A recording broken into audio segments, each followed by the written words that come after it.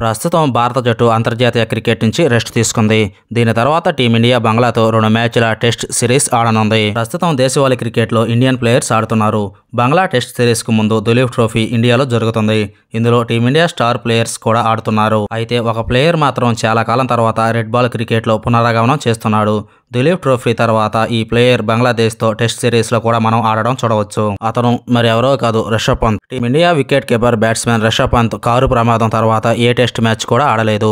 IPL 2024 నుంచి Rishabh Pant cricket మైదానంలోకి తిరిగి వచ్చాడు. రిషబ్ పంత్ పునరాగమనం చాలా అద్భుతంగా ఉంది.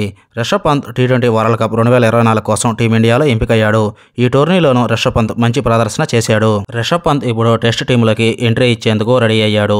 బంగ్లాదేశ్తో టెస్ట్ సిరీస్కు రిషబ్ పంత్ని టీమిండియాలో చేర్చుకోవచ్చని సమాచారం. హాయ్ క్రికెట్ లవర్స్, ఈ వీడియో కానీ నచ్చితే ఒక లైక్ చేయడం మాత్రం మర్చిపోకండి. అలాగే రిషబ్ పంత్ గురించి మీ అభిప్రాయాన్ని కామెంట్ రూపంలో తెలియజేయండి. రిషబ్ పంత్ తన చివరి టెస్ట్ మ్యాచ్ 2022లో బంగ్లాదేశ్తో ఆడాడు. అయితే రిషబ్ పంత్ బంగ్లాదేశ్పై మాత్రమే టెస్ట్ క్రికెట్లోకి తిరిగి రాగలడు. రిషబ్ పంత్ భారత్ తరపున ఇప్పటి వరకు 33 టెస్ట్ మ్యాచ్లు ఆడాడు. రిషబ్ పంత్ టెస్టుల్లో 2271 రన్స్ చేశాడు. ఇందులో 5 సెంచరీలు, 11 హాఫ్ సెంచరీలు సాధించాడు. ఇండియా బంగ్లా టెస్ట్ సిరీస్లో స్పిన్ బౌలర్లు ముఖ్యమైన పాత్ర పోషిస్తారు. స్పిన్కు వ్యతిరేకంగా రిషబ్ పంత్ బ్యాటింగ్ చేయగలడు. ఇటువంటి పరిస్థితిలో రిషబ్ పంత్ ఈ సిరీస్లో బంగ్లాదేశ్ స్పిన్నర్లకు చుక్కలో చూపించగలడు.